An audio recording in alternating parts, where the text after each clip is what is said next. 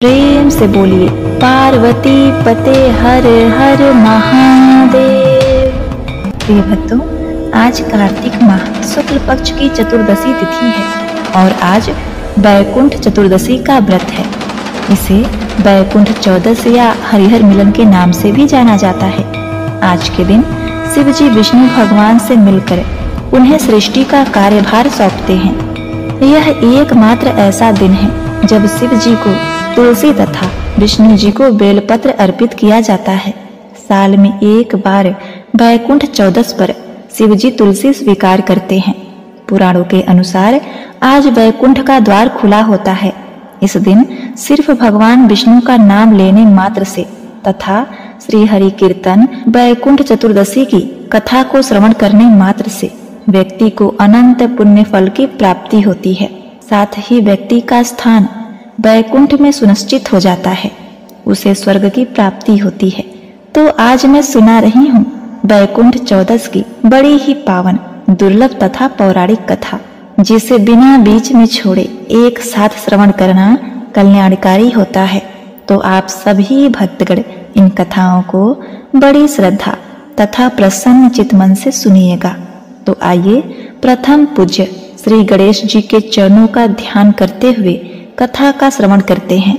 ओम गणाधिपते नमः। बैकुंठ चतुर्दशी के प्रथम कथा के अनुसार एक बार की बात है, नारद जी पृथ्वी लोक से घूमकर बैकुंठ धाम पहुंचते हैं। भगवान विष्णु उन्हें आदर पूर्वक बिठाते हैं और प्रसन्न होकर उनसे आने का कारण पूछते हैं। नारद जी कहते हैं, हे प्रभु, आपने अपना नाम कृपा निधान रखा है। इससे आपके जो प्रिय भक्त हैं वही तर पाते हैं, जो सामान्य नर नारी हैं वह वंचित रह जाते हैं। इसलिए आप मुझे कोई ऐसा सरल मार्ग बताइए जिससे सामान्य भक्त भी आपकी भक्ति कर मुक्ति पा सकें। यह सुनकर विष्णु जी बोले, हे नारद, मेरी बात सुनो। कार्तिक शुक्ल पक्ष की चतुर्दशी को जो नर नारी व्रत का पालन करेंगे और श्रद्धा भक्ति से मेरी पूजा अर्चना करेंगे, उनके लिए स्वर्ग के द्वार साक्षात खुले होंगे। इसके बाद विष्णु भगवान अपने द्वारपाल जय तथा विजय को बुलाते हैं और उन्हें कार्तिक चतुर्दशी को स्वर्ग के द्वार खुला रहने का आदेश देते हैं। भगवान विष्णु कहते हैं, इस दिन जो भी भक्त मेरा थोड़ा सा भी नाम लेकर पूजन करेगा वह बैकुंठ धाम को प्राप्त करेगा। जय श्री कृष्ण, हर हर महादेव। प्रिय भक्तों, दूसरी कथा के अनुसार एक बार भगवान विष्णु देवाधिदेव महादेव का पूजन करने के लिए काशी आए। वहां मणिकर्णिका घाट पर स्नान करके उन्होंने 1000 स्वर्ण कमल पुष्पों से भगवान विश्वनाथ के पूजन का संकल्प किया। अभिषेक के बाद जब वे पूजन करने लगे तो शिव जी ने उनकी भक्ति की परीक्षा के उद्देश्य से एक कमल पुष्प कम कर दिया। उस कमल को उन्होंने छिपा लिया। अब देखिए, भगवान श्री हरि को पूजन की पूर्ति के लिए 1000 कमल पुष्प चढ़ाने थे। एक पुष्प की कमी देखकर उन्होंने सोचा, मेरी आंखें भी तो कमल के ही समान हैं, मुझे कमल नयन और पुंडरीकाक्ष कहा जाता है। यह विचार कर भगवान विष्णु अपनी कमल समान आंखें चढ़ाने को प्रस्तुत हुए।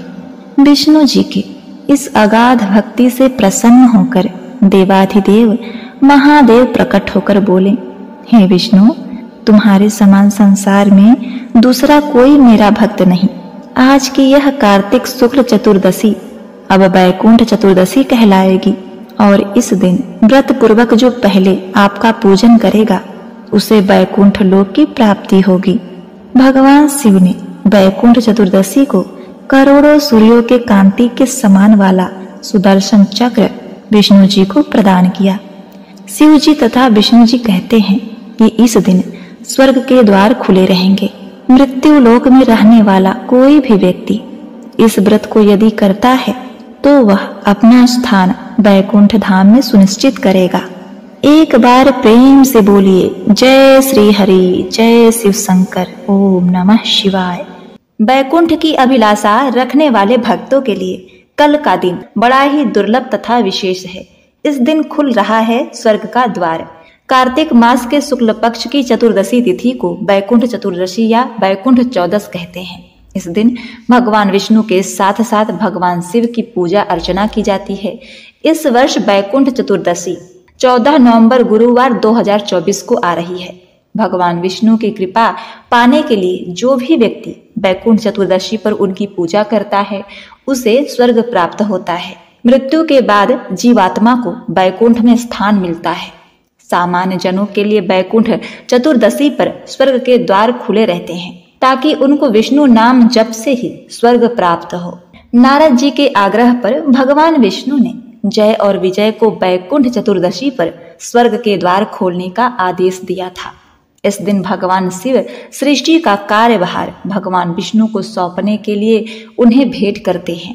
इस दिन को हरिहर मिलन के नाम से भी जाना जाता है।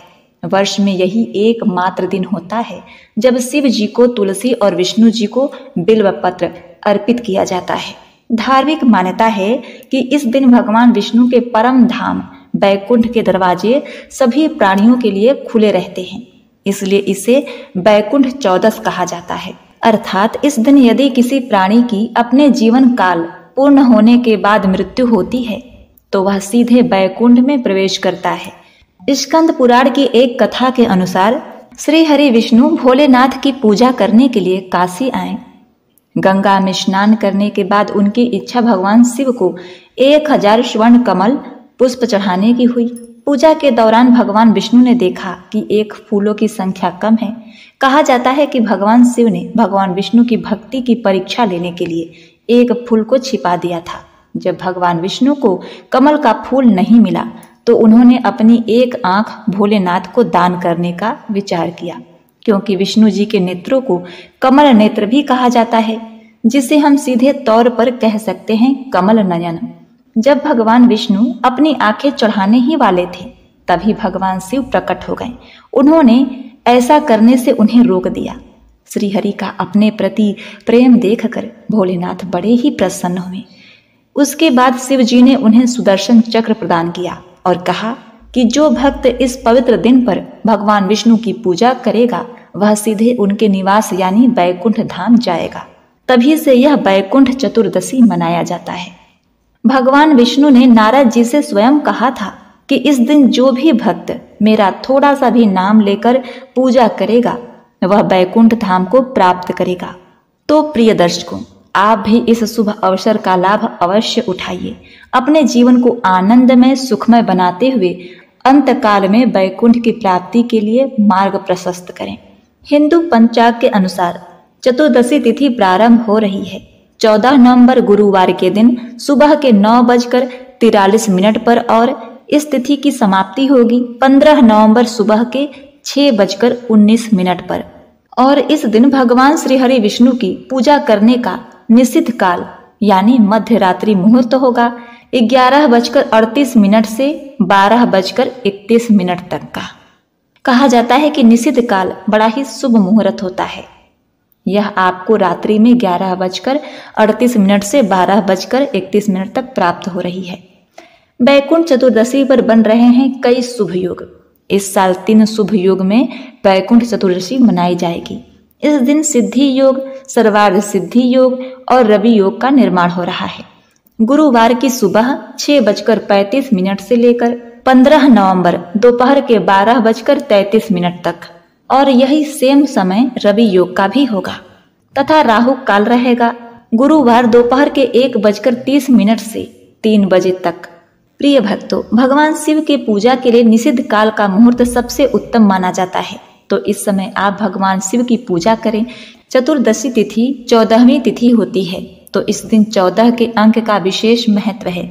आज के दिन 14 दीपक जलाए जाते हैं। यदि आपकी सामर्थ्य हो तो घी के दिए जलाएं, नहीं तो आप दीपक जलाने के लिए ही तिल का प्रयोग कर सकते हैं। सरसों का तेल भी आप जला सकते हैं। इस दिन सुबह जल्दी स्नान कर व्रत के पूजा का संकल्प लिया जाता है और यदि संभव हो तो इस दिन उपवास अवश्य ही करना चाहिए। शुभ मुहूर्त में भगवान शिव और भगवान विष्णु की पूजा संयुक्त रूप से करनी चाहिए। इसके बाद दिन भर उपवास रखना चाहिए। रात के समय भगवान विष्णु और भगवान शिव की कमल के फूलों से पूजा करनी चाहिए। भगवान शिव को आज के दिन बेलपत्र अवश्य चढ़ाएं और कमल के फूल ना मिलें तो गुलाबी फूलों से भगवान शिव का पूजन आज के दिन करना चाहिए। ऐसी मान्यता है कि भगवान विष्णु बैकुंठ लोक के द्वार को आज के दिन खोले रहते हैं और इस दिन भगवान विष्णु के साथ साथ भगवान शिव जी की पूजा करने से बैकुंठ लोक में वास अवश्य ही मिल जाता है।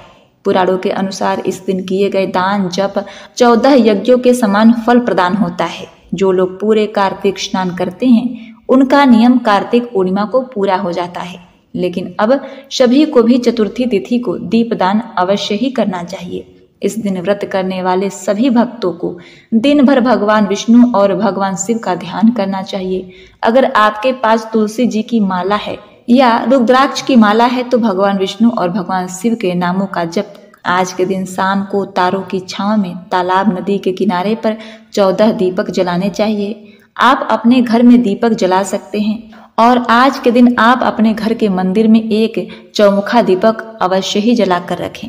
आज के दिन तुलसी जी के पौधे के नीचे, पवित्र बेल वृक्ष, वट वृक्ष के नीचे, केले के पेड़ के नीचे और आंवले वृक्ष के नीचे भी आपको दीप दान करना चाहिए। बहते जल में यदि दीप दान करना संभव हो तो बहते जल में भी दीप का दान करना चाहिए। ध्यान रखना चाहिए कि भगवान विष्णु को भोग में आप तुलसी दल अवश्य ही अर्पित करें। शास्त्रों की ऐसी मान्यता है कि जो 1000 कमल पुष्पों से भगवान श्री हरि का पूजन कर लेता है और फिर भगवान शिव की पूजा करता है, वह बार बार जीवन मरण के बंधन से मुक्त होकर बैकुंठ धाम को अवश्य ही जाता है।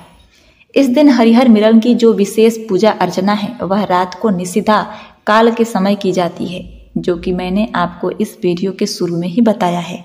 तो आप इस समय में भगवान की पूजा अवश्य करें। भगवान को आज के दिन आप मखाने की खीर बनाकर अर्पित करें, सूखे मेवे की खीर बनाएं, जो भी मौसमी फल है वह अर्पित करें। भगवान शिव को आप बेर, आंवला अर्पित कर सकते हैं। आज के दिन माँ लक्ष्मी जी और माता पार्वती की भी पूजा जरूर करनी चाहिए। फिर भगवान शिव से और भगवान विष्णु से प्रार्थना करनी चाहिए कि आज के दिन पूजा करते समय या व्रत करते समय हमसे जो भी गलती से भूल चूक हो गई है तो उसके लिए हे भगवान, हे नारायण, हे पार्वती, हे लक्ष्मी, हे शिव जी, आप हमें क्षमा कीजिएगा। पूजा के अंत में यदि आप इस तरह से क्षमा याचना करते हैं तो अगर आपसे कोई गलती हुई होती है तो उसका दोष नहीं लगता। यदि आपकी कोई खास मनोकामना है, विवाह को लेकर, नौकरी को लेकर किसी तरह की कोई बहुत बड़ी समस्या है, उसका निवारण आज के दिन आप भगवान से चाहते हैं तो आज के दिन आपको आटे का एक चौमुखा घी का दिया आसपास के शिव मंदिर में जाकर जलाना चाहिए, जहां पर आप भगवान शिव का और भगवान विष्णु का ध्यान करके सच्चे मन से ओम नमो भगवते वासुदेवाय नमः, शिव जी का पंचाक्षरी मंत्र ओम नमः शिवाय मंत्र का 108 बार जप करें। फिर कमल का पुष्प शिवलिंग पर अर्पित करें। ऐसा करने से आपकी जो भी मनोकामना है वह भगवान अवश्य ही पूर्ण कर देते हैं। दान की जाने वाली वस्तुओं में अन्नदान सबसे महादान माना गया है, तो ऐसे में आप भूखे लोगों को भर पेट भोजन करा सकते हैं और आप खीर का दान इस दिन कर सकते हैं। दूध, घी, गुड़ का दान कर सकते हैं। गौ माता को हरा चारा, गुड़ खिलाएं। जो लोग भगवान विष्णु और भगवान शिव की विशेष कृपा आज के दिन प्राप्त करना चाहते हैं उन्हें आज के दिन ऐसे लोगों की सहायता अवश्य करनी चाहिए जो लोग आर्थिक रूप से बहुत ज़्यादा असहाय हों। जो लोग आर्थिक रूप से सक्षम नहीं हैं, गरीब हैं, उनके घर में आज के दिन दीपदान करने की सामग्री आपको जरूर दान में देनी चाहिए। और गर्म कपड़ों का दान भी ऐसे लोगों को जरूर करना चाहिए। भगवान ऐसे भक्तों पर जरूर प्रसन्न होते हैं जो दूसरों की मदद करते हैं। आज के दिन क्या नहीं करना चाहिए, तो देखिए, व्रत का दिन है चतुर्दशी तिथि, तो भूल से भी इस दिन मांसाहार या तामसिक भोजन घर में नहीं बनाना चाहिए। यदि आपने उपवास नहीं रखा है तब भी आपको कुछ नियमों का पालन करना चाहिए, जैसे कि भगवान विष्णु की पूजा और भगवान शिव की पूजा सुबह और शाम को जरूर करें। दीपदान अवश्य करें। 14 दीपक जलाएं मंदिर में और जहां जहां मैंने आपको बताया है, आप उत्तर दिशा की तरफ माँ लक्ष्मी जी के नाम का और दक्षिण दिशा की तरफ अपने पितरों के नाम से जलाना चाहिए। और आपको इस दिन नाखून, बाल इत्यादि नहीं काटने चाहिए। घर पर यदि कोई याचक आता है तो उन्हें खाली हाथ कभी नहीं लौटाना चाहिए। वैकुंठ चतुर्दशी पर ओम नमो भगवते वासुदेवाय नमः मंत्र का 108 बार जाप करें। श्रीहरि की पूजा करें, इससे धन लाभ मिलेगा, घर में बरकत आती है। तंगी से जूझ रहे हैं, सुख शांति समृद्धि छीन गई है तो वैकुंठ चतुर्दशी पर पीले रंग के कपड़े में 5 हल्दी की गांठ, 1 चांदी या कोई भी सिक्का और 1 पीले रंग की कौड़ी रखकर उस कपड़े में गांठ लगाकर पोटली बना लें। अब भगवान विष्णु की विधिवत पूजा करें। पूजा के बाद उस पोटली को अपने घर के मंदिर में ही रहने दें, इससे धन आगमन के रास्ते खुलते हैं। प्रिय भक्तों, उम्मीद है कि हमारी यह संपूर्ण जानकारी आपको बेहद ही पसंद आई होगी।